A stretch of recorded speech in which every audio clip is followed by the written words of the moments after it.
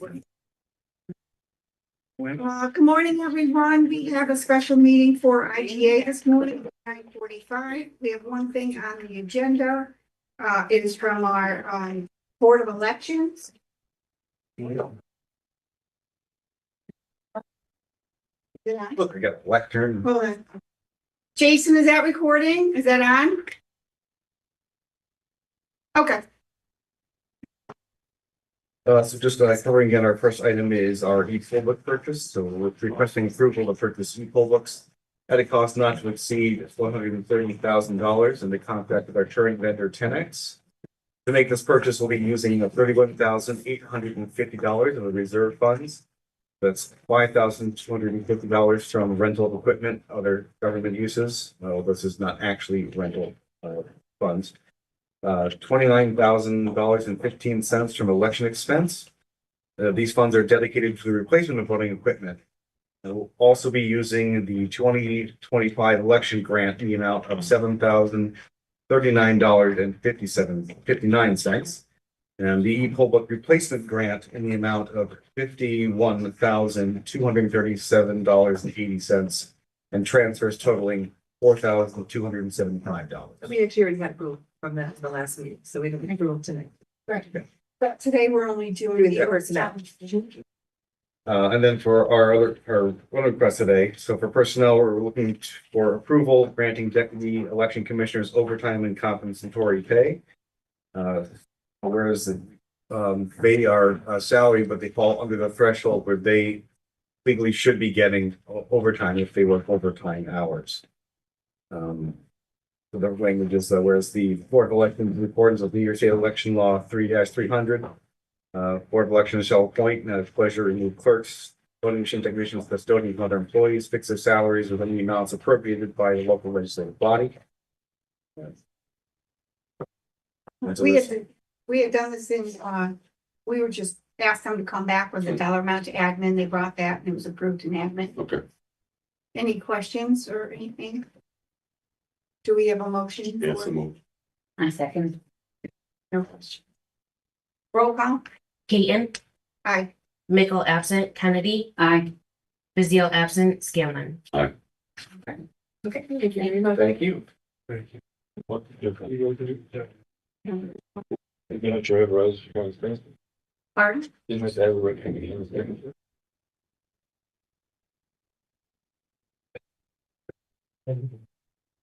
Simply.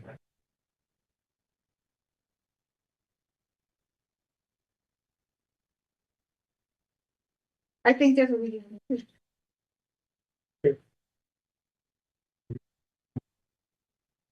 Anything else? And we adjourn. All in favor? Aye. We're all set, Jason. Thank Recording you. stopped.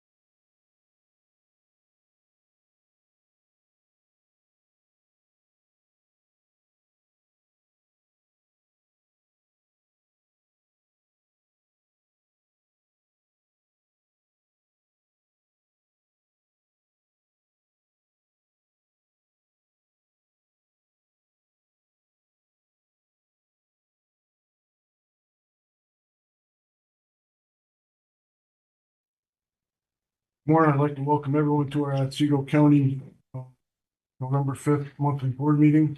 Roll call members, please. Frazier. Here. Powers. Here. Brockway. Here. Caton. Here. Kennedy. Here. Mickle. Absent. Bliss. Here. Marietta. Here. McCarty. Here. Wilbur. Here. Mendez. Here. Martini. Here. Scanlon. Here. Basile. Here. I'd like to invite you to stand for the article, pledge of allegiance. I pledge allegiance to the flag of the United States of America and to the republic for which it stands, one nation, under God, indivisible, with liberty and justice for all.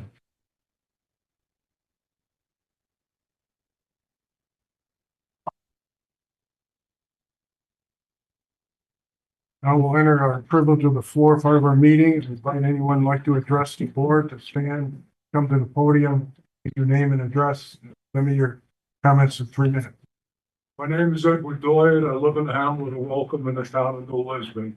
I think I'd like to ask the county board, now, you have better connections, find out from Monroe, I believe that is, up on Route 20 where they cut all those windmills down.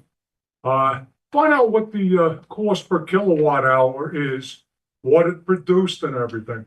I mean, the initial construction, putting the foundations in for them, the whole 9 yards, soup to nuts, plus all of the subsidies the state and the federal government used our tax dollars for. And then now the removal of all of that, the scrapping of it, and burying the remainder of it, and the removal of the toxic waste from it. But if you just could find that out and put a dollar and cents amount into the factors so that we all know what it costs per kilowatt hour for this energy. It's a lot more expensive than most of the conventional producers, and it's intermittent. Next thing on the agenda for very reliable information.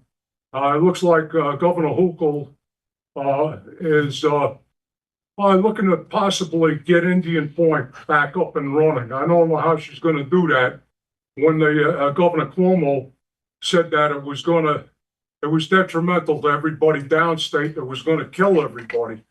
So, I don't know how that's going to work out. But one other thing, I don't know if anybody's aware of it. They're putting in the installation's well in progress right now. Coming down from Hydro-Quebec, they're running DC line. It's all going to be totally underground. I believe the number is around 330 miles underground, under Lake Champlain, and then mostly under the Hudson River. And it's going to go in by Astoria Powerhouse, where they'll put an inverter to convert it back to AC. Now, that project, plain and simple, that's about a third of the distance roughly. No, a little more than that, under 200 miles that the Marcy South line was going to be. I mentioned about all of this stuff way prior to that, about the county putting something in where all future lines have to get put underground, and give them 100 years for the rest of the lines. Everything has to be put underground, plain and simple. And why ruin the whole place? The governor is big to go on the what do you call it? The solar and everything else. And hey, that's going to be more overhead lines all over the place. And you're going to need transmission lines to get it to a place that's going to be using all of that. And it's going to be intermittent, and it's going to be expensive, definitely. It's going to be very expensive. Okay, thank you for your time. Thank you. Anyone else like to address the board today?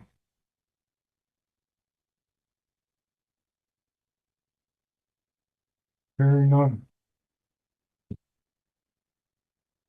We need to approve the minutes of October 1st, 2025, which are online. So moved. There's a motion in a second. All those in favor say aye. Opposed? Carries. Presentation of petition, communications and notices. I have a notice and acknowledgement of receipt of summons and complaint Janelle Whitbeck versus Otsego County Sheriff's Office, Deputy E. Lincoln and Deputy J. Smith for unlawful arrest, denial of medical care, and discrimination based on disability, seeking $5 million and such other and further relief as the court deems just.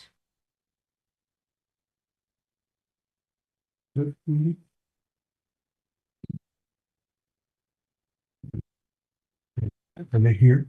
Yeah. Okay. We have a special presentation this morning. I'd like to invite Victor Jones and Dan Wilbur up to the front, please.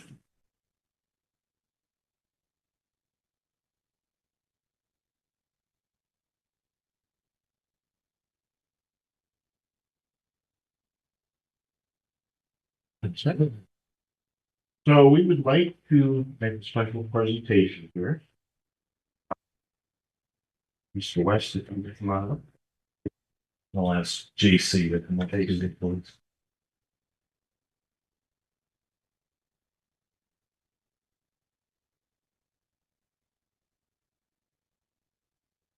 Okay. This is starting to be a habit. Whereas, this is a resolution honoring Damon West, Otsego County Assistant Emergency Services Coordinator, for his use of the Heimlich maneuver during an emergency medical incident involving a fellow Otsego County employee. Submitted by Wilbur, myself. Whereas the Heimlich maneuver, also known as abdominal thrust, was created in 1974 by Dr. Henry J. Heimlich, whose life-saving technique uses abdominal thrust to force air from the lungs, which then expels an object in which someone is choking. And whereas the abdominal thrust is a first aid procedure that does not require specialized instruments or equipment and can be performed by any informed layman. And whereas since the technique was introduced in 1974, it is believed to have saved the lives of more than 100,000 people in the United States alone. And whereas choking is a leading cause of non-natural death and claims the lives of 4,000 to 5,000 people in the United States each year. And whereas on October 15th, 2025, Damon West, Otsego County Assistant Emergency Services Coordinator, responded to an emergency medical incident involving an Otsego County employee choking in the workplace. And whereas Damon West administered the abdominal thrust, successfully expelled the airway obstruction, restoring adequate ventilation. Now, therefore, it be resolved that the Board of Representatives of Otsego County honors Damon West, Otsego County Assistant Emergency Services Coordinator, for his timely and life-saving intervention. Congratulations.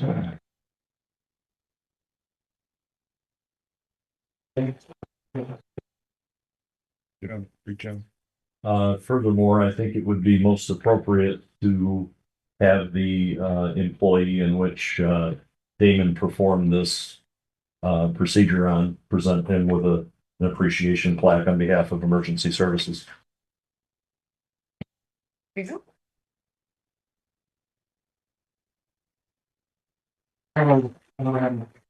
Wasn't even a little over a month ago you were here.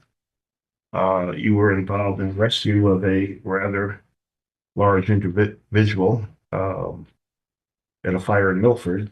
It's a rescue on a ladder. So we're not going to do this every month. Thought you liked me. I do. Which, you know, I want to make a comment. These two gentlemen, what they have brought to this department is very impressive. I don't think it's a secret among a lot of people, because there's no secrets in Otsego County. When these two were up for the job, I was not really in favor of them being in the positions. I had questions on whether they could handle it. These two have proved me not only wrong, but so wrong that I'm almost embarrassed by it. And I've discussed that with Victor. I don't know if I've ever discussed that with you. But the job that these two do and the hours and the dedication that they commit to the job is worthy of commendation. Thank you both. Yeah,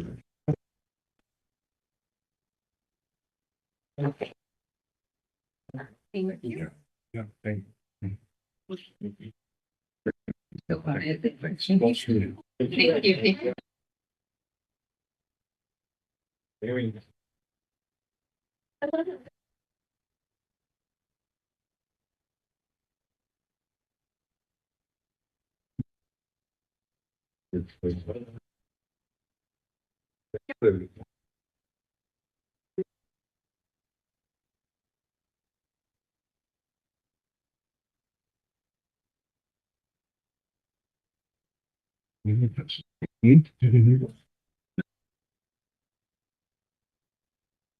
All right, look to our part of reports and standing committees. Representative McCarty, Public Works. Oh, thank you, Mr. Chairman. We met on October 16th. First on the agenda was the Village Improvement Society of Gilbertsville. They came in to talk about the Meadowbrook Bridge. We had a lengthy discussion. Said it was making an impact on businesses and the bridge. And there's a process to go through to get that bridge. It's a federal money, about 4 million. And it takes a couple of years. There was discussion about doing some repairs and opening it up temporarily, but that is going to run about $100,000. So after a discussion, the committee thought it was necessary to, not necessary, but to spend $100,000 and tear the bridge out a year later. There is a 5-minute detour around that bridge. The committee kind of decided to let things take their course, and we're sorry that there wasn't more we can do, but we didn't feel it was right to spend that kind of money, the taxpayers' money, to tear it out in a year.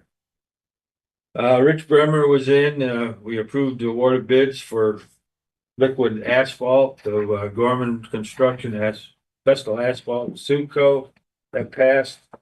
We also surplused 3 trucks to go to auction. We also purchased some real estate on County Route 59 over here in Toddsville to replace that bridge. 4 pieces of property that we even got bought or had an easement for. Rich also requested approval to reject a timber sale in timber lot number 12. That bid was for $9,500, but we didn't really feel that it was enough money for what was there, so we rejected that. We went over, Rich informed the committee about his credit cards.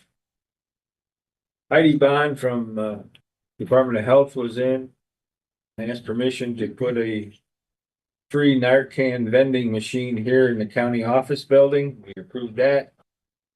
The Board of Elections was in, the loading dock down to the Meadows. There's parking spots in front of it, and it's hard to get a truck in and out of there to unload things. They asked to, they could get no parking in 5 spots there, and we approved that. Tim Donahue from Building Services was in. We approved a train contract for $18,476.32. We approved some budget transfers. And we also had a budget request for a budget transfer for $2,177. And the county administrator approved a direct payout to Munis,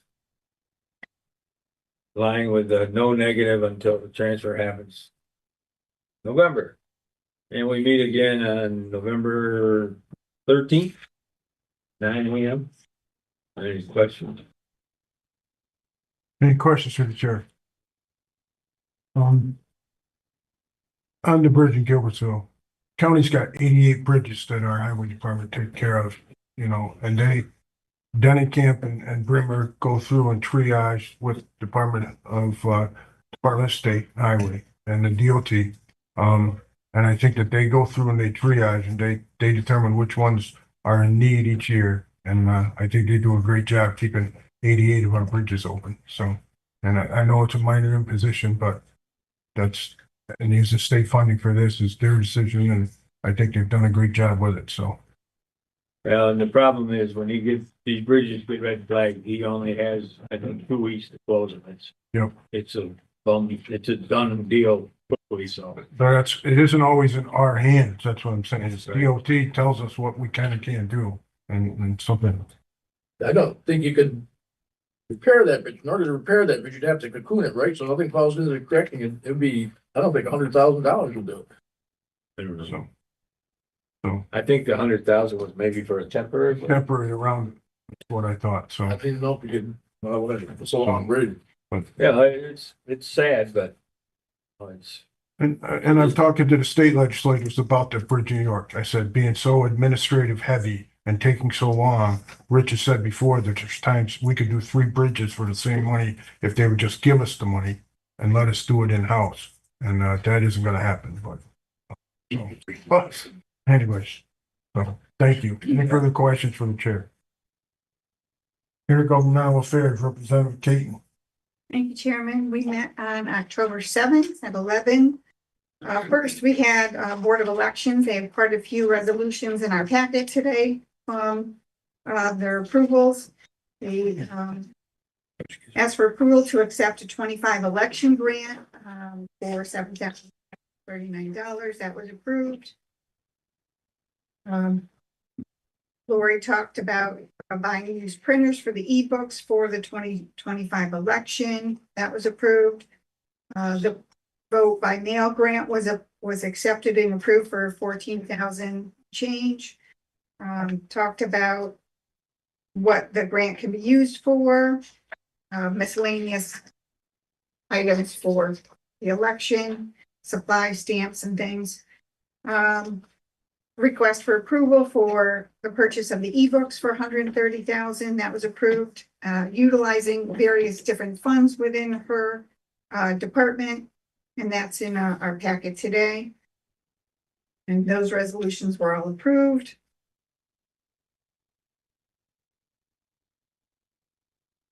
Approve the budget modifications for all of those for Board of Elections. And then we had a discussion about the parking spaces that you were just mentioned that they needed the parking spots in front of their building for the larger trucks, and we approved that and told them they should go to Public Works. They requested approval for a change of their terms as commissioners from 2 years to 4 years for continuity, and that was approved. That is in our packet today to go to 4 years.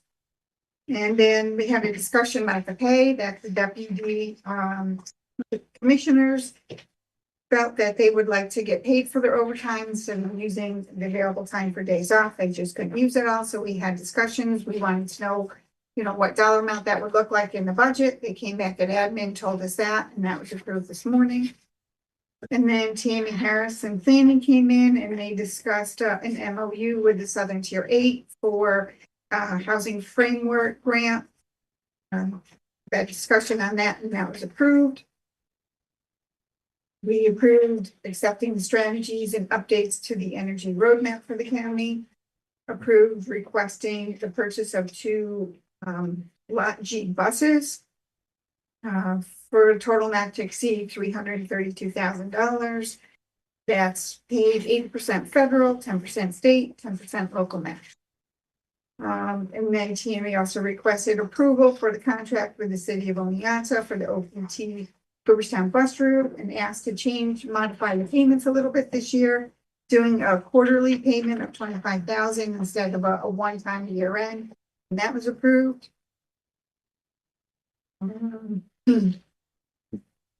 then Tammy did tell us about a program that was approved for 2027 for the county for medical services to the military service. And that was it. Our next meeting is November 11th. At 11. Veterans Day. Oh. Question. Yeah, Sure. Just call on that this morning too. Yeah. Oh, Michelle, I just wanted to say, I know we talked about this afterwards, but, the Operation Green Light, Oh, just to do the resolution, I understand that you're doing it. yeah, I have that. As a- Okay, so I just wanted to make sure we talked about it, and I saw the green lights on downstairs, so. thank you. Yeah. I have a question about the schedule, since the budget workshop is at 11:30 next Monday also, am I correct? And IGA is gonna still be at 11? May I speak to that? Is there a way to make it like an adjustment? So there isn't a heavy agenda on IGA Okay. lining up. And I wanted to make sure that the budget workshop would not have to wait to go. So if we're still going at 11:30, we'll just push off starting the Okay. budget meeting. And then that way it can begin as soon as IGA ends.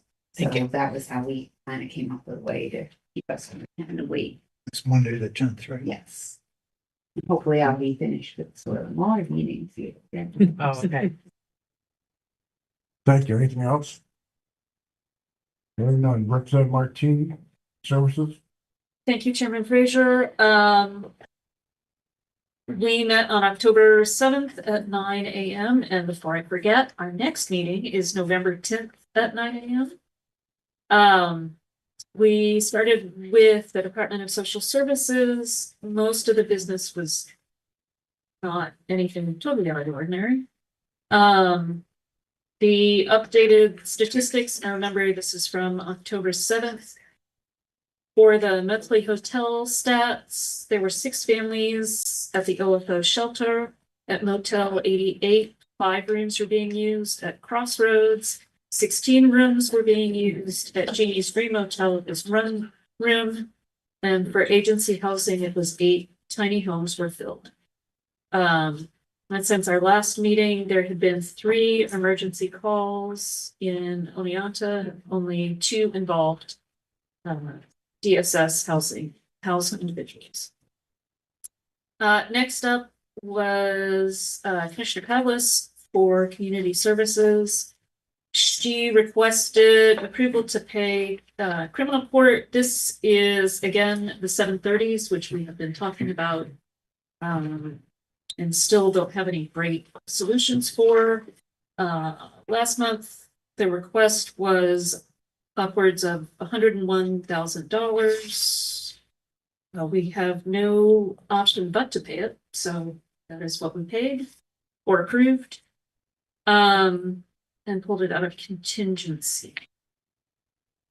Penny Seeger joined us to update us on the Office of Employment and Training. The center, the numbers of folks coming in has been pretty consistent. It's been about 500 people coming in each month. She gave us an overview of the summer program.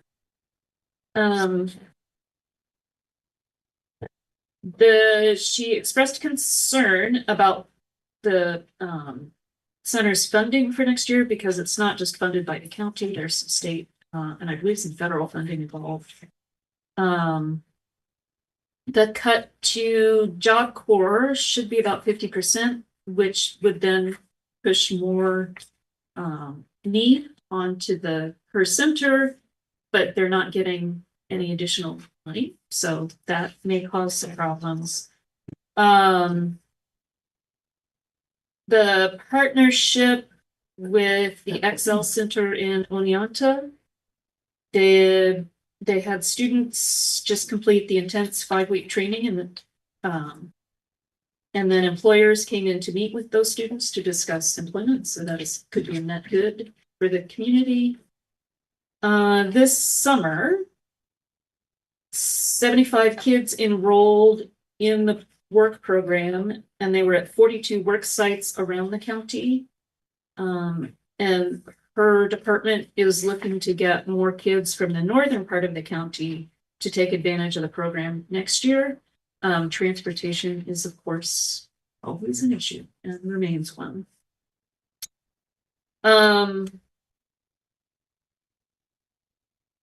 Then we were visited by Heidi Bond from the Commissioner of the Department of Health.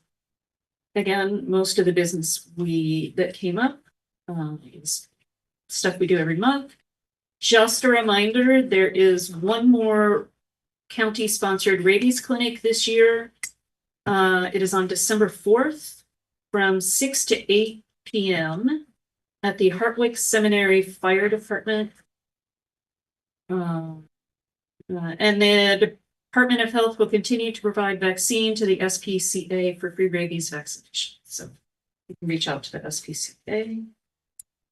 And that is the business. So the resolutions on your agenda that came out of HSC are number 363, number 369.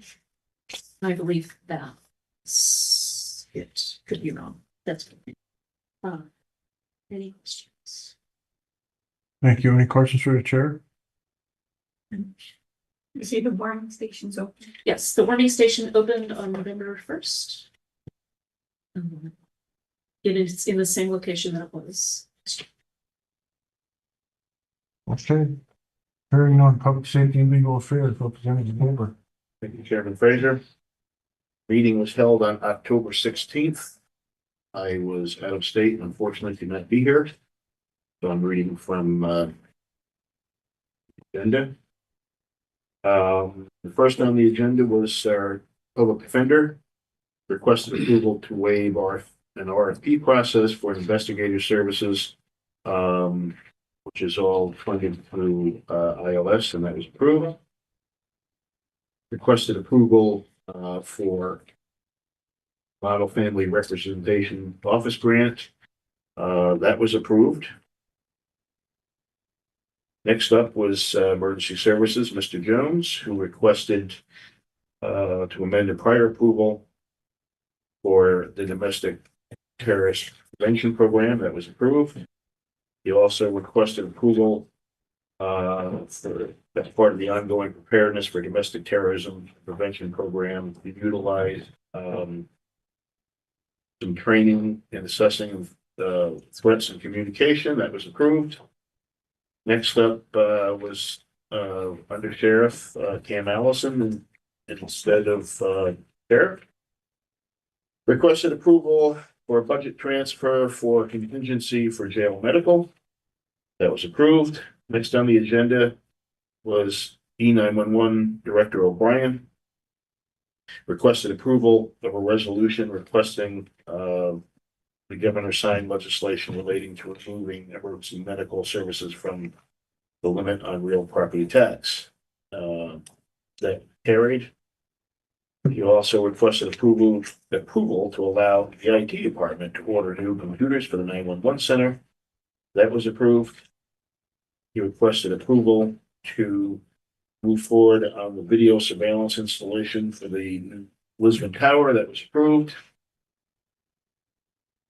He also requested approval to award a bid for the Butternuts Tower, the road installation. That was approved. Requested approval to apply for the Emergency Services IP Network Readiness Grant in the amount of $689,000. That was approved. And they discussed the reserve funds for the EMT funds. There's a motion for an executive session to discuss the medical financial credit or employment history of a particular person or corporation. Within the session, the committee adjourned after executive session. And our next meeting is here on the 13th at 1 p.m. Mr. Chairman, any questions for the sheriff today? Please don't make them difficult. I wasn't here. I just wondering about any update in Roseland cell tower rising. Going up next to I haven't heard, but I can find out. Get back to you. you know, getting Verizon, rising.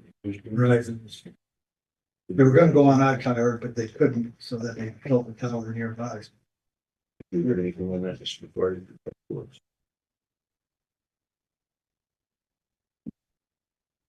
Thank you. Anything else? Solid waste environmental concerns, what's the list? Thank you, Chairman Fraser. We met on October 16th. We will meet again on November 13th at 11 a.m. here in this room. Is that correct? Okay. Tammy Harris requested approval to establish the 2026 tip fees for Oneonta Cooperstown Transfer Station. These are in your packet today.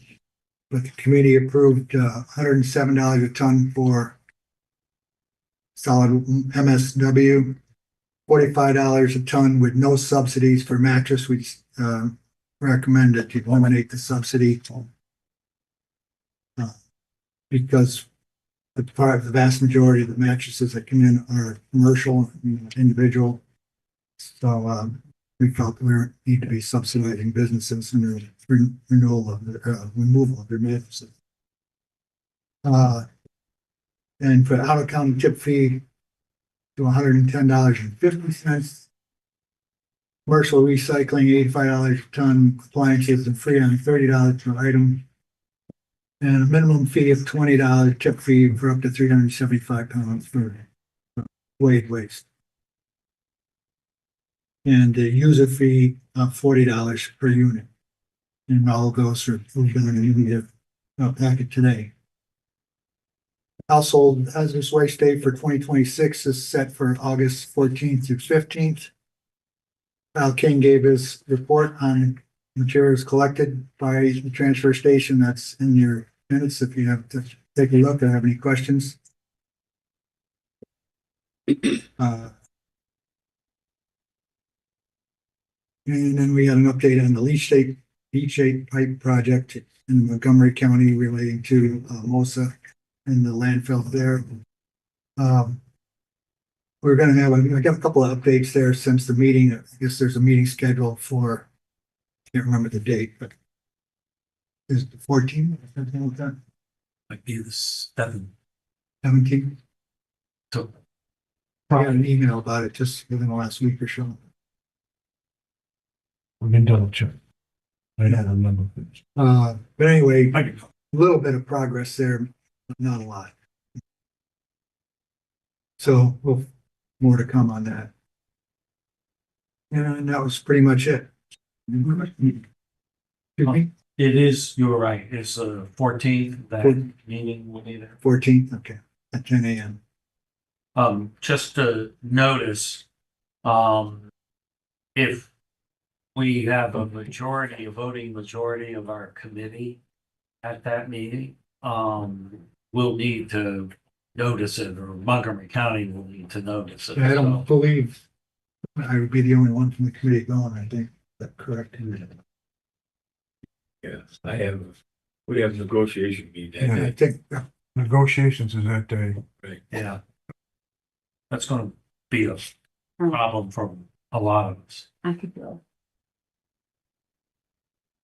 okay. I have it at 10 a.m. Friday, the As 14th. long as we don't have more than 2 people. Can we check on that time? I had 9. Oh, I had okay. 9, but we'll form that up, but it is that date, we'll form up that time. So, right. I've entered the wrong times in before, so. Any questions for the chair? Administration, Representative Kennedy. Oh, thank you, Chairman Fraser. We met on October 23rd at 9, and the meeting was streamed on YouTube. And our next meeting is the 20th, right, at 9 a.m. So we did have the Department of Social Services present budget modifications and transfers and a request to hire above base for supervising paralegal, which we did. Community services, we had to approve the criminal court payment that Representative Martini presented during her report. We also approved a contract for the Century Care for detained Sentry D Care detainee monitoring system, which we approved for community services. E911, we supported the resolution requesting the governor to sign legislation removing emergency medical services from the limit on real property tax levies. And that, I looked it up while Representative Wilbur was talking about this. It's resolution 364. I thought we should probably pull it just so that we can kind of put an exclamation point on that. So if we could do that, Carol. What do we call it? Yeah. What, Carol? There we go. Okay. So she can hear us better because it will be separate. We did approve purchases of new computers and video surveillance installation and road installation on the Lisbon site, and those are all paid for by grant funding. So did approve those. We had our visit from Mike Hutcherson, who gave us an overview of our insurance policies for the 2026. And the good news is I guess, would be that the rate isn't increasing as much as we thought it might. So more to come on that. He will come back and give us the final numbers at our next meeting on the 20th. Board of Reps, we set a date for the 2026 tentative budget hearing, which will be November 25th at 6 p.m. in the. So we did that.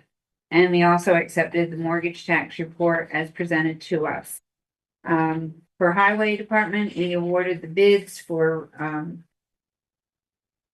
asphalt and some other materials. And we also approved those property acquisitions that are needed for the bridge replacement in Toddsville that Representative McCarty talked about.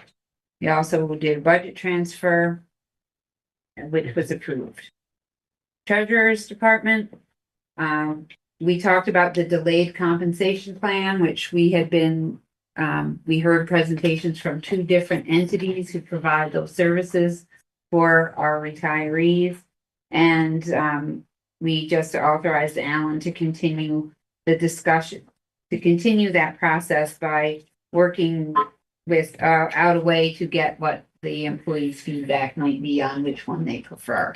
So there were 2 and they have their pluses and minuses, and we're gonna let Alan work on that determination and talk about that at our next meeting. We did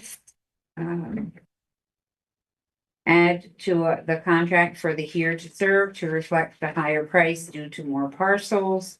In the auction, we got an auction update, and Friday, the 31st was the last day to redeem properties for 3 years worth of foreclosures. We also did get a little bit of a discussion that the real property tax auctions are still further, there have been further lawsuits that are going to further change the way that we decide what kind of money actually eventually goes to the counties and how much is returned to property owner. So more to come on that over as that unfolds over, who knows, years, months. But we'll figure it out, and Alan will let us know. Treasurer's office has contracted with the town of Unadilla and the town of Pittsfield to collect taxes for them. And we do charge each town who does that a $2 per parcel fee. So the amounts are different for Unadilla and Pittsfield, but it's because they have different numbers of parcels. They're all getting charged $2 each. We did the transfer from contingency to jail medical on behalf of Sheriff Devlin. Alan presented that for him, and we approved it. And then Alan gave us an update on cash, update on sales tax, occupancy tax, and update on unpaid taxes, which changes pretty significantly from the day we had that meeting till the 31st. A lot of parcels were redeemed from the auction lineup during that 2-week time. And then he also updated us on reserve balances. for real property tax services, with the director, Tiffany Leroy moved out of the position after being there with us for a year, but for the short term, the committee approved Alan Ruffles to act as interim director, which allows for him to approve payments, approve budget transfers, and be a person who the people in the employees in that department can look to when they have a question about what they might be doing. And Alan will be acting as interim director, but we are going to continue to discuss options for leadership in that department at the administration meeting meeting on the 20th. Public defender, Susan Lettis told us that our revenue reimbursements are up to date, so a lot of the funding in that department is reimbursement dependent, and she has all of them up to date with New York State. And also discussed a potential grant that was referenced earlier during the PSLA report. Board of Elections, we got updates on grants. We approved and accepted the grants that were discussed in IDA this morning. We approved purchases, budget modifications, transfers. We approved them to attend their winter conference. And we did approve the change for commissioners' terms to go to 4 years from 2. And with knowing that that can be reversed if it doesn't work out, if there's, for some reason, we want to change it back, we can by resolution. We also approved the deputy commissioner overtime hours to be paid as required by New York State labor law. If they don't use the comp time, then we have to pay the overtime. So that was part of that discussion. We approved the spending for the youth bureaus, state funding, and for planning. We also approved the MOU with Southern Tier 8 and the purchase of the buses and the contract with the city of Oneonta. And as previously reported, was the solid waste tip fee and user fee as reported during the SWEC report. Building services, we approved the train service contract agreement. It's the budget transfers for Tim. County attorney presented the workers' comp budget and we approved that. IT, we did budget transfers, we approved purchases. And our next meeting is 20th at 9. And I do want to just speak briefly about budget committee. Would that be just, so you would have seen that we got a budget committee notice for Monday at 11:30.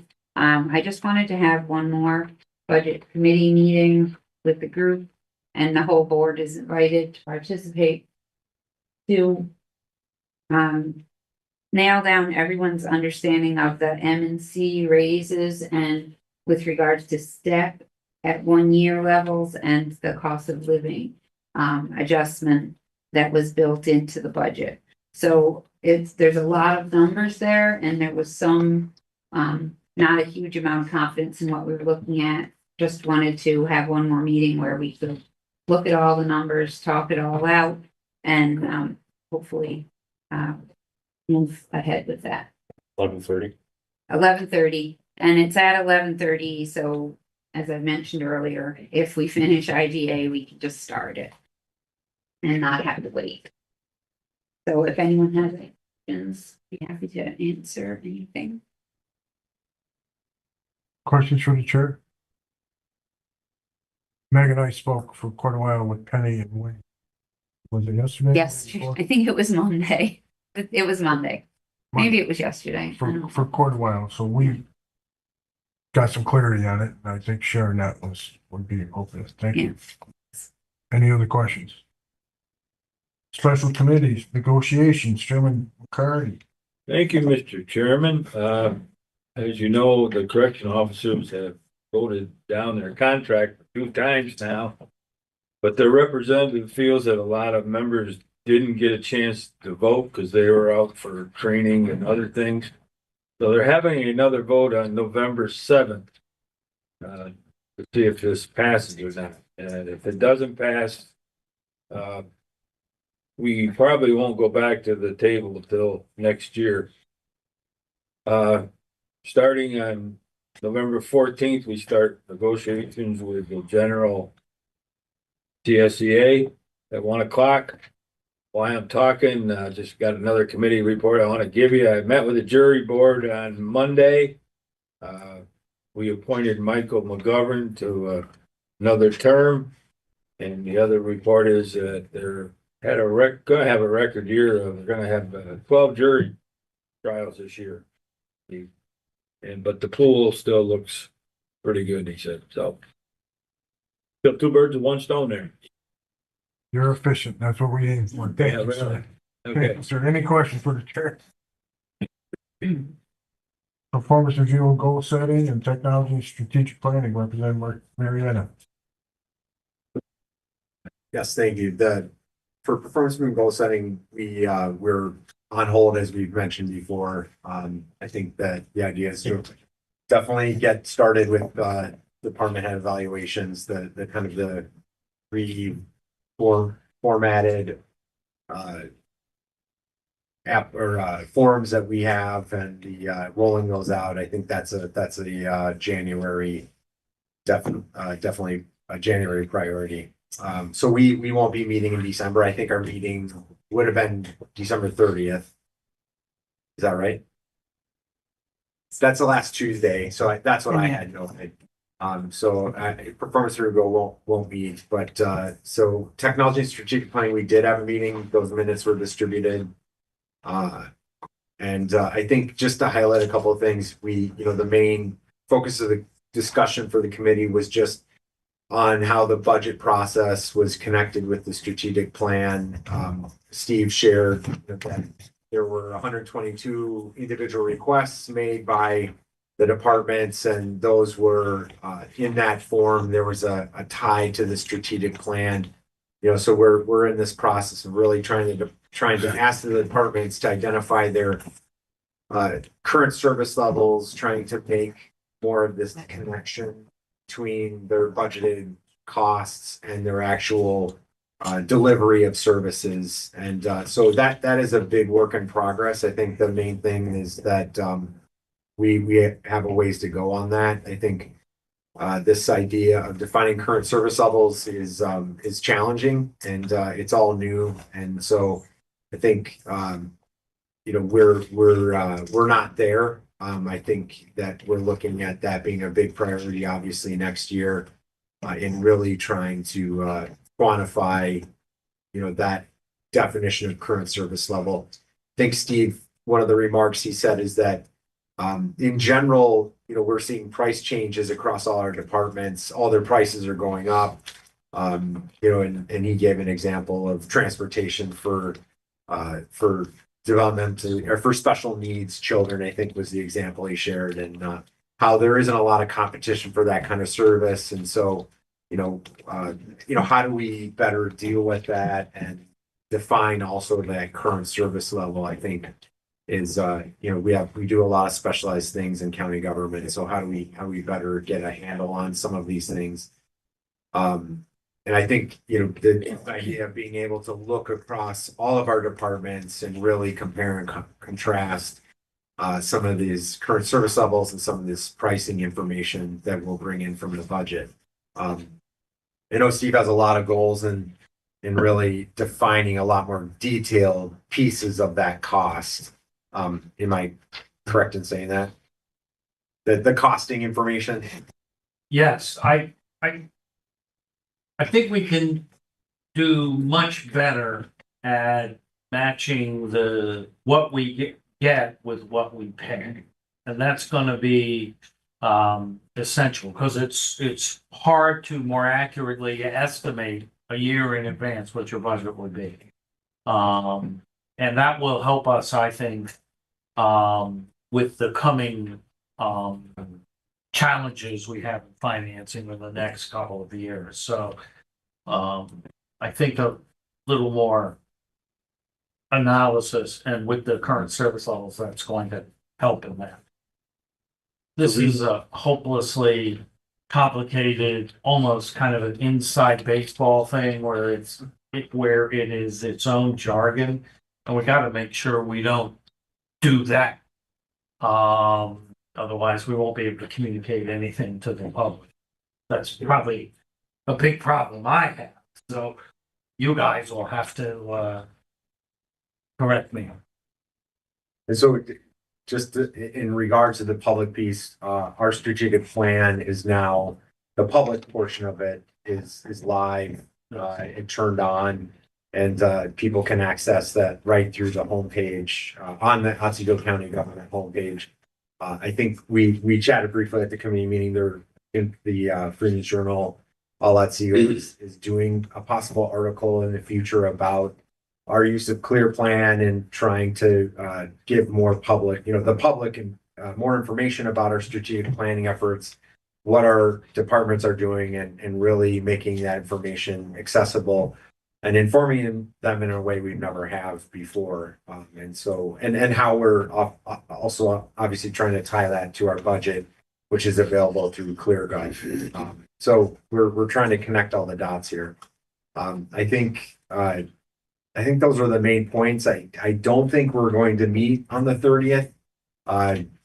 Just given it's the 30th. So not that that's not New Year's Eve, but I think given the proximity to close to the end of the year, I think we'll wait until January to hold or when we talk about our meeting schedule at our organizational meeting for TSP. I assume we'll probably try to keep things similar in 2026. But anyway, I think we've made a lot of progress. I think I should just say, we really appreciate the department heads, all the work they've done, the information they've entered. We do want to get back on track with our quarterly updates. I think that, the committee talked about that as a continued priority for us. But this has been a big change, and I think our department heads feel, I think they feel, but I hope they feel like their voices are reflected in the strategic plan, and we really appreciate their hard work in putting that together, and obviously their partnership moving forward and reflecting all the work they're doing and really helping us implement that plan. Thank you. Any questions for the chair?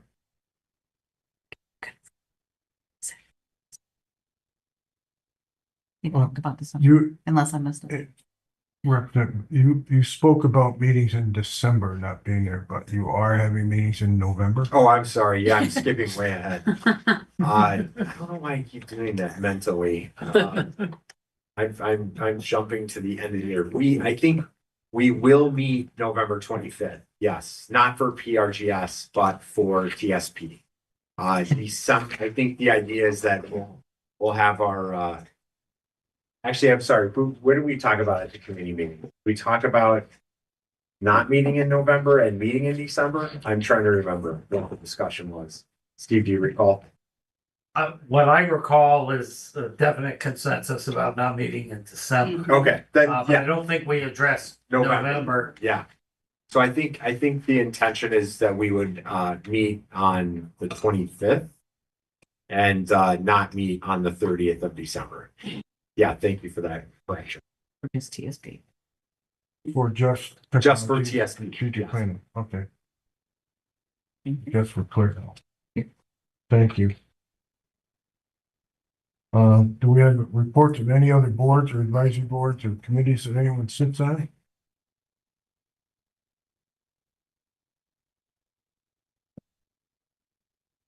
Hearing none. County Administrator report, Steve Wilson. Good morning. Obviously, for the last month or so, we've been spending a lot of time on budget issues. So I'd just like to highlight a very good things from the regular county administrator's report. Basically, we've spent 70% of this year's budget through October 30th. The other thing that I think is going to be important is thus far this year, we have hired 168 people to fill vacant positions since January 1, but 147 have left. That difference has remained more or less constant during the course of this year. The other thing to note, our contingent account started off at 1.6 million. We spent 986,000, so we've got about 600,000 left. I think we're already looking at least 100,000 of that being taken this month by a couple of departments. I just want to note, I've been asked to do a presentation for a NISAC webinar on how counties can establish a capital investment plan or program. And that will be later this month. The other thing I would like to notice, the Association of Government Accountants is working now with our solid waste department to create something, an example of something called citizen-centric budgeting or reporting, which is basically just a way to communicate some of the technicalities of our programs to the general public. Will be featured across the country as an example of how to do that, along with several others. So I wanted to thank Penny and Kyle in the planning department for doing that. But I think the main thing we got to focus on is the 2026 budget, and I wonder if we could pull that up. And we've got a deck which I distributed earlier to board members, and it's not that long, not like some of the behemoths I normally inflict on you, but this is a summary. And so this budget, this tentative budget and this year's budget process has been a real kind of turning point in terms of dealing with the challenges that almost all upstate rural counties face. And this is kind of our time to start to deal with this. This slide is just a reminder that it's the local economy, one way or another, that produces most of our revenues. You can see right there, sales tax by itself is the third. Property tax is just 9%. One thing you'll note, the federal funding at 8% and state funding at 26%. Don't think that those funds take care of all of our various mandated programs that the states or the feds have us run. It does not. A substantial part of those local funds go to paying for that. That's an important takeaway in terms of our budget. Let's switch to the next slide. Steve, Yes. is there any way of quantifying that percentage? You know, maybe in the future, is it simple? Yes, a little bit later in this deck. Thanks. So let's look at this slide. Our problem that we are facing, and all upstate counties are facing, is our expenses, mostly because of inflation, right, have been going up faster than our revenues. And it was only last year, in fact, we found out about it in May of this year, that our expenses started to exceed our revenues. Obviously, that's a problem for a balanced budget. Just to give you some sense, in terms of the actual expenses, from 21, they were going up about 12 million a year. On average, though, during that same time frame, revenues were going up at about 7 million a year. Obviously, a $5 million gap, and it kind of accumulates. Let's go to the next slide. All right. I just want to lay out the specific challenges that we have in this kind of post-pandemic inflationary world. One is simply getting employees to do the work that we have here.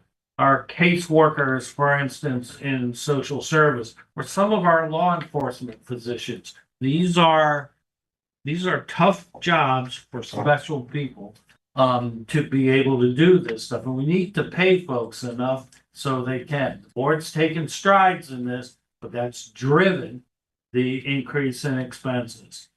Likewise, look around at all these buildings, right? They're going to need an upgrade. Maybe not tomorrow, but they're going to need to be fixed up. And we have to start to factor that into the budget. I just want to make the point again, it's not just us. Okay, this is across the board, and it's especially bad in the rural counties, which, like us, even worse than us, don't have as robust a local economy as you might hope for. Let's go to the next slide. These are priorities that the board has indicated it wants to pursue in recent years. The tentative budget does not change any of that, though some of it will likely slow down simply because of the resources. And if we go to the next slide, this is the budget itself that we are proposing in the tentative budget. $167.6 million in spending, and we pay for that with a collection of all our revenues and a property tax levy, of course, and some money from the fund balance. Let's switch to the next slide. Just in words, these are the highlights. First off, no layoffs. Second point, the property tax increase is basically the same as last year. Or not basically, it is the same as last year. It's 5% over the 25 tax levy. Okay, we've had to reduce expenses. We'll see a little more clearly a little bit later on what that is, but it's a 6.6% reduction over what departments ask for. And by the way, a note about departments asking for more. It's not like they're just sitting in their offices dreaming up good stuff to have. We tell them, tell us how much it will really cost to run your program. And they do their best jobs. And sometimes the larger fiscal issues mean the board has to do things like cut almost 7% of their requests. Our signature priorities have all pretty much remained the same on this, although slowed down, and you'll be able to see that. Let's switch to the next slide. All right, sources of funds or revenues. These are the actual dollar amounts for all of our different types of funds, and the different types of expenses. So you can see that state funding in the 26 budget we estimate will be $38 million. Federal funding we estimate at $12 million in the 26 budget. Obviously, I hope it's obvious, there's significant uncertainty about that, having to do with the timing of some of the federal changes, but also how the state of New York government interacts with the feds and tries to deal with it. The other highlights here is kind of at the bottom. Look how big sales tax is relative to all the other types of funding. The only thing that comes close is the state. That's an important thing to keep in mind because many of our fellow upstate rural counties rely much more than we do on the property tax. So that's a much higher number. We're blessed with having a dynamic economy. Let's switch over to the next slide. These are just the uses. We divide uses into several categories: personnel, equipment, contract, and benefits. The gray bar at the bottom is the contracts. That is by far where we spend most of our money and where we budget most of our money. Even if you combine salaries and benefits, contract still tops that by a healthy number. Now, we say contracts, don't be misled. Okay, contracts includes things like, for instance, the sales tax distribution to towns and villages that we have to get out. It's not exactly a contract where we're required to do that. Also, in spending, these are total spending, not local costs. And so there are a lot of grant funded contracts, right? But this is still where we spend and where we probably will want to focus next year. So that's uses of funds. Let's switch to the next slide. This is just some historical comparisons. For instance, in 22, we actually spent 118.8 million. In 23, we actually spent 134.7. In 24, 144. But you can see our adopted budgets are a little bit higher. And you see right over there, 26 DH, that's the department head request. They were looking for almost 180 million. But the board kind of put the brakes on that. And so you see that at 167. The orange line is revenue and the blue line is expenses.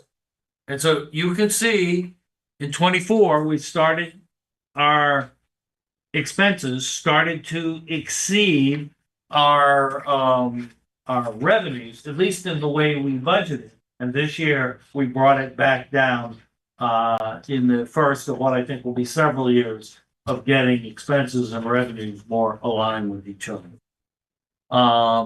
You also see how the property tax had definitely gone up, both because there have been increases under the tax cap and also because of the proposal for this year and the one last year. Anyway, just a little history or context for everyone. I want to tell you about two things we are doing. If we switch to the next slide, this is one. So we started doing this year. When you are making a budget, right, you don't put everyone's salary in for all year. Because with our 500 some budgeted positions, there's going to be vacancies. Even in the best possible case, if someone resigns at the end of July or at the end of, say, February, it'll take probably all of March and April, maybe into mid-May, before we'll get someone in pay status. And so there's always going to be, our actuals are always going to undershoot what is our budgeted number. This year, we made a very conservative effort, this year being 2025, to take 1.2 million off the top of our total salary expenses. And that's moving along. We'll have an update here shortly. This year, our approach has been to take all the positions that were vacant as of 10/31 and take them out of the budget completely. Well, so what happens? There's normal turnover. There's going to be essential positions that are going to have to come back into the budget. working with the treasurer, there are some ways we can do that. Fund a significant number, maybe not all, but a significant number of those vacancies. And we'll need to make those decisions later in the year in 26, when we have accumulated that actual underspending from the first part of the year. This is a little technical and a little hard to explain, but it's a common practice in governments all over the United States, including here. What we will need to do, the key thing is, especially for these hard to fill positions, you know, if someone gets someone who's willing to go into those, we need a fast way to approve that. And that may not always be waiting for the monthly board meeting, the multiple committees. We did a version of this in 24. We're gonna need to do that. We're gonna write some procedures and policies on that at the beginning of the year so we can do that. The other thing that is gonna be really important is closely track our vacancies. And one of the things that came out of at least some of the budget committee meetings is the notion if something's been vacant for a year, take it out of the budget. If it's important enough, the person can come back and make a pitch for it at the next budget process. Likewise, to give us some warning, if it's older than 6 months, put it on a watch list. There are circumstances where it can take 6 months to hire someone. We got to be mindful of that, but this is a way to highlight that for the board and its committee. Finally, the last one, right? And I don't need to talk about this. This is just our history of how we have appropriated the fund balance over the years. And the key thing on this is the appropriated fund balance and the amount used, the top two rows. And if you look, you'll see we routinely appropriate more fund balance than we need. So we need to work on that, and we think we have made a good start on that with the 26 budget. We have reduced last year's almost $10 million in estimated fund balance use to just $6 million. So it's a start, but we'll probably have to do more. And that's probably all the budget information that we could take at this time. It may be all that I can even talk about. We are working to put the budget in all of its detail through the ClearGov program that Andrew mentioned. We should have that probably the middle part of next week. We'll actually put out a media advisory alerting folks that is there.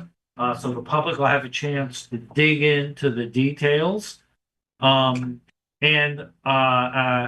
I think Meg mentioned, we will invite the public in on Tuesday, the 25th of November at the courthouse to comment on this tentative budget. And I would expect the board to adopt a budget sometime in the first half or so of December. At this point, are there any questions?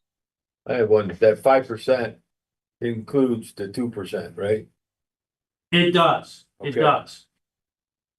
It's actually 3% over the tax cap. At one point, we were thinking about a 7% increase. You were. I was, yeah. But you showed me the error of my ways. You and approximately 13 others. Our goal is to have that budget approved at the December board meeting, not middle of the month. Correct?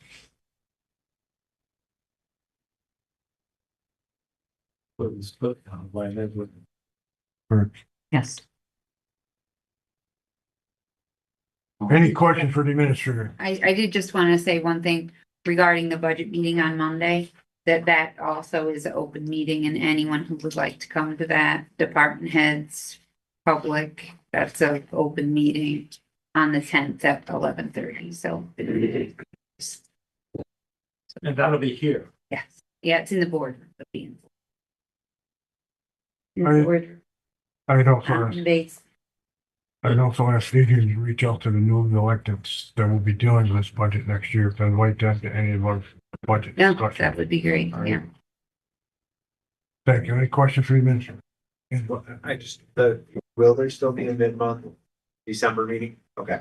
We always have one, Yeah, to clean that's up what I thought. anything we have to take care of. Yes, sir.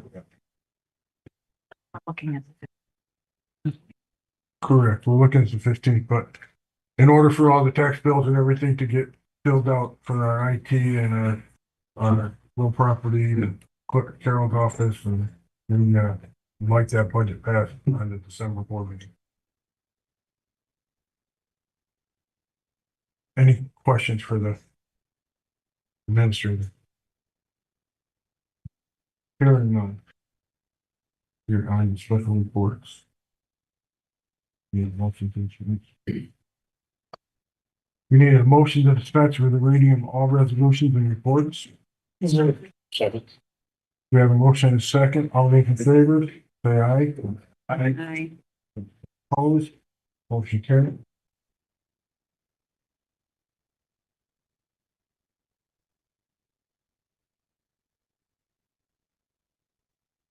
You have in front of you bunch of reports.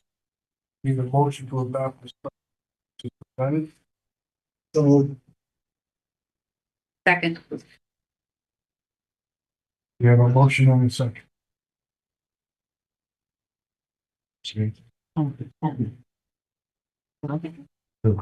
So those reports include the county equalization rates, the inside and outside valuations for the 2026 tax roll, special valuations for the 2026 tax roll, the county town tax base for 2026 tax roll, true value for the 2026 tax roll expense for the 2026 tax roll, and the mortgage stimulus distribution. Is there any discussion? Hearing none. All those in favor say aye. Aye. Opposed? Special report.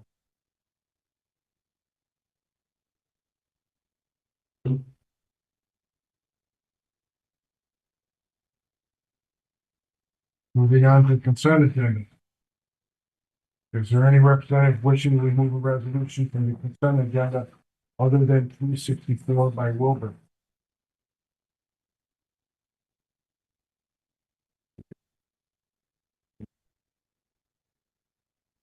Call for the action on our consent agenda. Do we have a? Move, that we accept the consent agenda. Second. We have a second. Roll call vote. Frazier? Nope. No, you're going to put in the top box. Yep. And then bold numbers.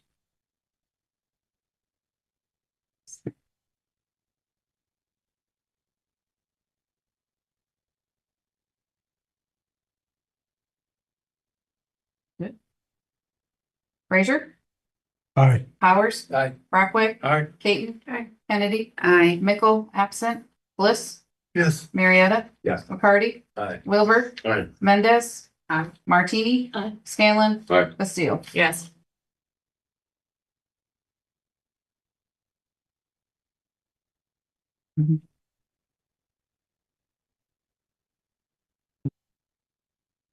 Consent agenda 348 to 363 and 65 to 374.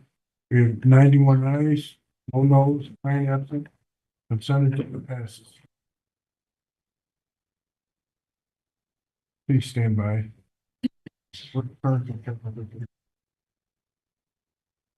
You're fine, Loretta. It's fine. Oh, I just didn't see where. It's under vacant. Above this. And click on it. Thank you.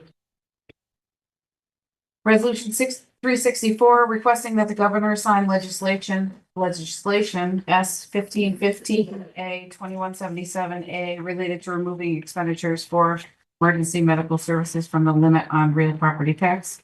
Wilbur, Mickle, Peyton, Brockway, Mendez. Second. That's what I'm not really sure, to be honest with you. Well, because I wasn't at that meeting. And so my assumption is.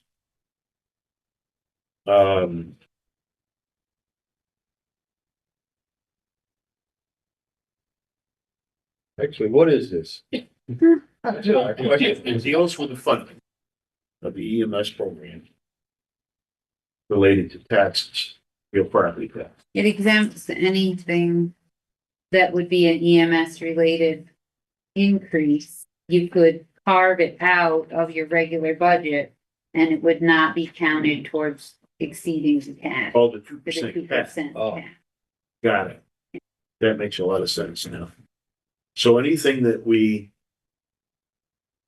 would, anything that will come out of the budget as opposed to the reserve fund Mhm. for the ambulance, Could we be, can carve that out of the 2%, yes, right? yeah.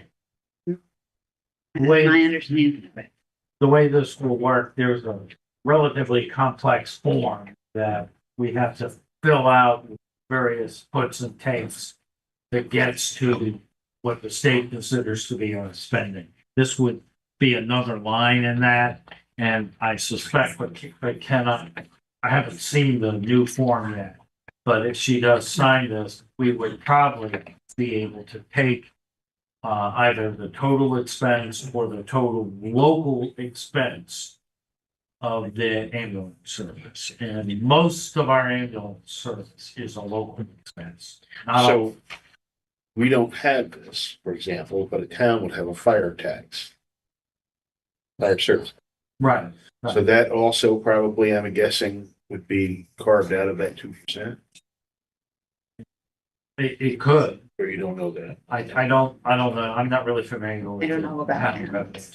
So we're asking the governor to sign the legislation to Right. exempt those.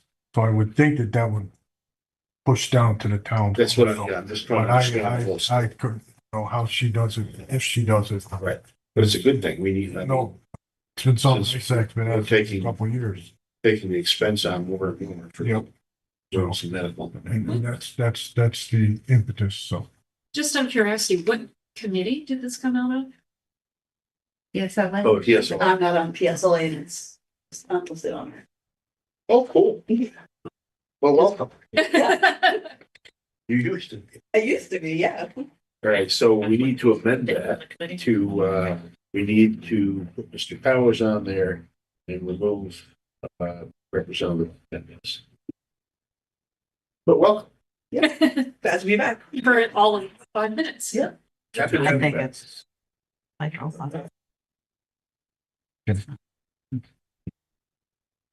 That's it. Substantive. Right? So. Have we discussed this enough? Is there a motion and a second to go through? So we can't, on the committee, you could motion that. Just- we can't. We're maybe the motion. You're- Second. Yeah. already good with that. Like, Oh, you're doing the name change. yep. I think we're okay.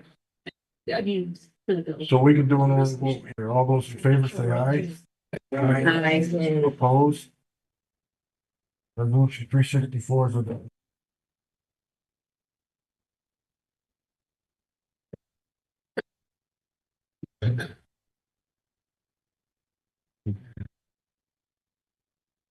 We do this one. Yep. Resolution 375, approving the purchase of real property for the replacement of bridge located on County Route 59 in the town of Hartwick. McCarty, Wilbur, Marietta, Scanlon, Mendez. Again, we have a. Oh, no, No, that's this is right. for- no, this is- My apology. They were right to take Nora off that one. I'll second. Sorry. I'll second. Okay. Take Nora off. We have a second. By Kennedy, second. Any discussion? Roll call vote. Frazier, Aye. Powers, Brockway, Aye. Peyton, Kennedy, Aye. Mickle, absent, Bliss, Yes. Marietta, Yes. McCarty, Aye. Wilbur, Aye. Mendez. Yes. Martini, Scanlon, Aye. Basile. Yes. Resolution 375, 91 ayes, no noes, 9 absent, no abstentions. Resolution 375.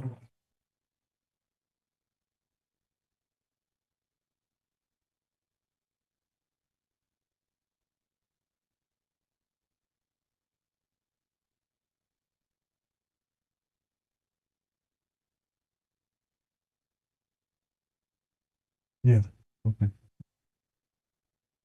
If there are no objections, late resolution A will be presented and acted upon in accordance with rule.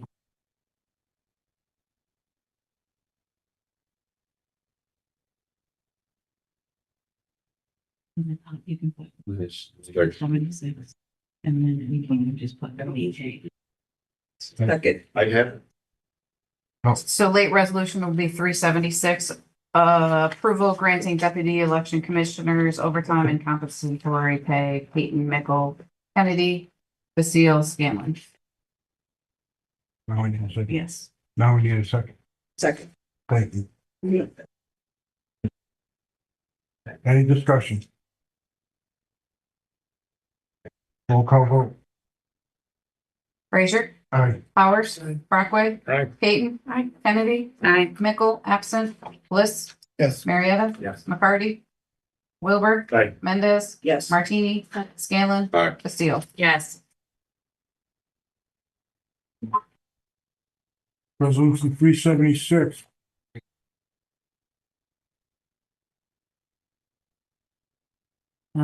So it's gonna be.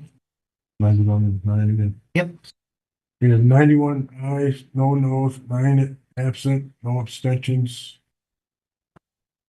Resolution 376.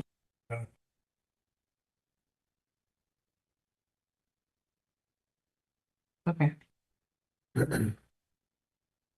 So just hit saber. Did you wait? Everyone have your copy? Board Chair, I'd like to bring a resolution from the floor supporting Operation Greenlight for active military service members in transition to civil service life.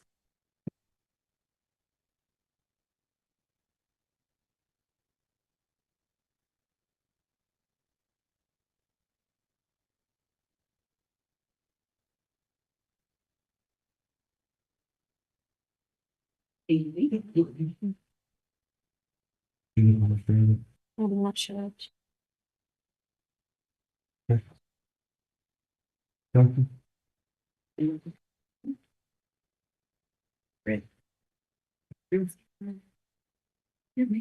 Thank you.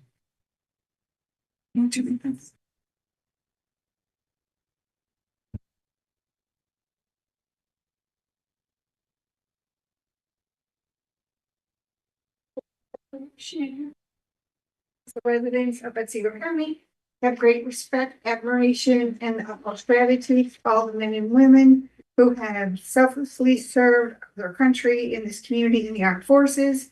And whereas the contributions and sacrifices of men and women that served in the armed forces have been vital in maintaining the freedoms and the way of life enjoyed by our citizens.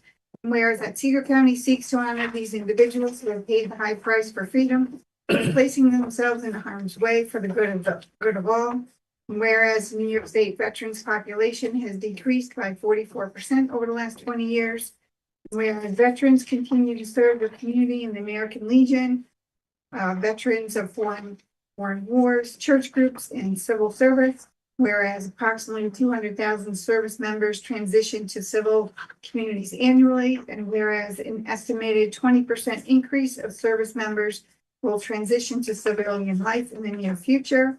And whereas studies indicate that 44 to 72% of service members experience high levels of stress during the transition from military to civilian life. And whereas active military service members transitioning from military service are at high risk for suicide during the first year after military service.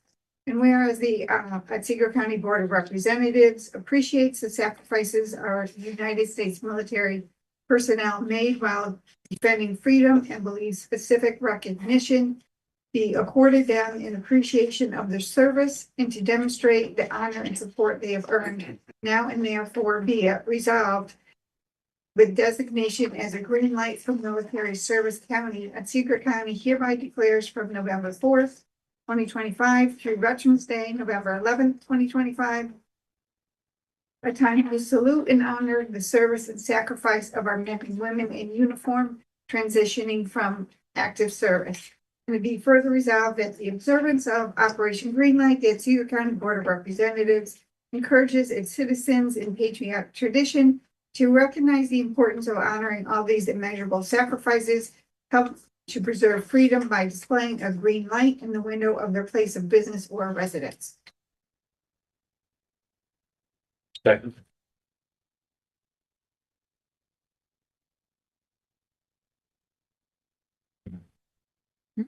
If there are no objections, late resolution B from the floor will be presented and acted upon in accordance with rules of order. So late resolution B 377, supporting Operation Greenlight for active military service members in transition to civilian life, veteran status, Caton. That's second. We have a second. Any discussion? Thank you for bringing this. Thank you. We have an oral vote. All those in favor, say aye. Aye. Opposed? Resolution 377 is adopted.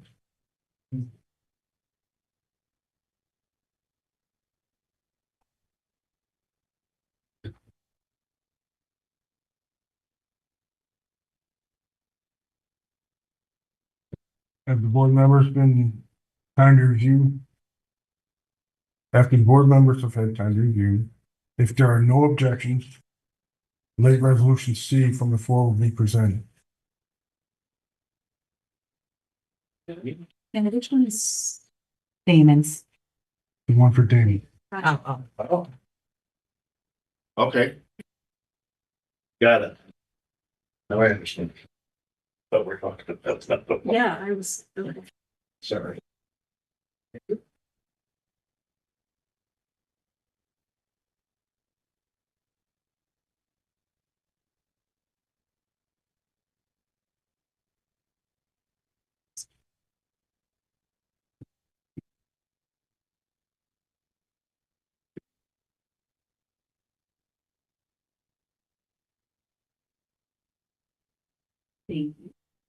Big clear.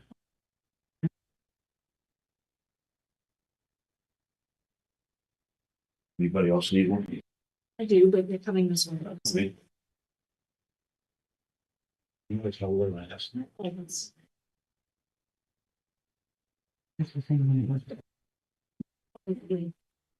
Yep. If there are no objections, late resolution C from the floor will be presented and acted upon in accordance with the rules of order.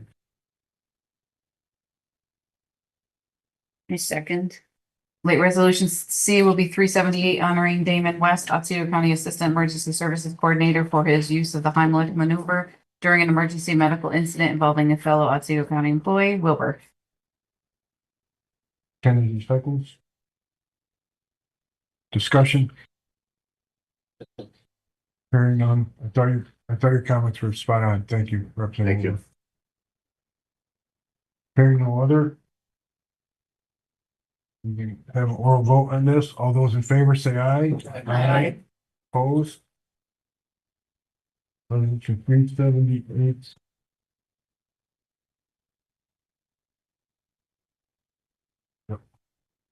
Chair Frazier. Yes, ma'am. May I request that we go into executive session for the reason of 8, the proposed acquisition, sale, or lease of real property, or the proposed acquisition of securities for sale or exchange of securities held by such public body, but on publicity which substantially affect the value there. Second. All in favor say aye. executive, we'll take a 10-minute recess and come back in executive session. Recording stopped.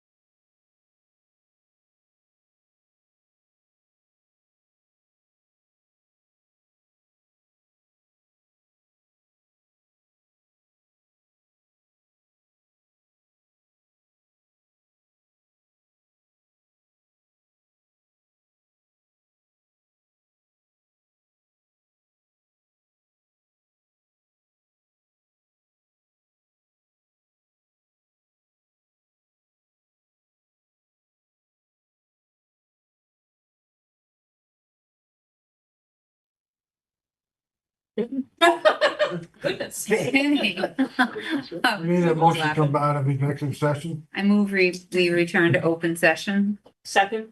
All those in favor? Aye. Opposed? Back in open session. Okay, Board Chair Frazier, I would like to bring a resolution from the floor. And sharing with everyone. Yes. If there are no objections, late resolution from the floor will be presented and acted upon in accordance with the rules of order. So late resolution D will be 379. Approving the purchase of 386.86 acres plus or minus of land located on County Highway 33 in the county of Otsego. Committee. Second. We have a second. Is there any discussion here today?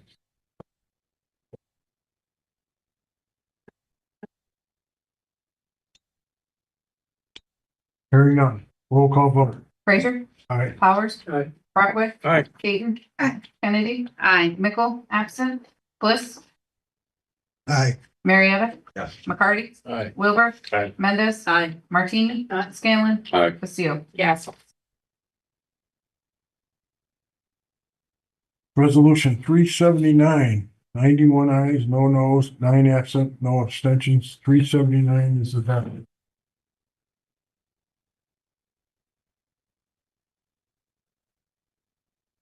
Do we have any unfinished business today?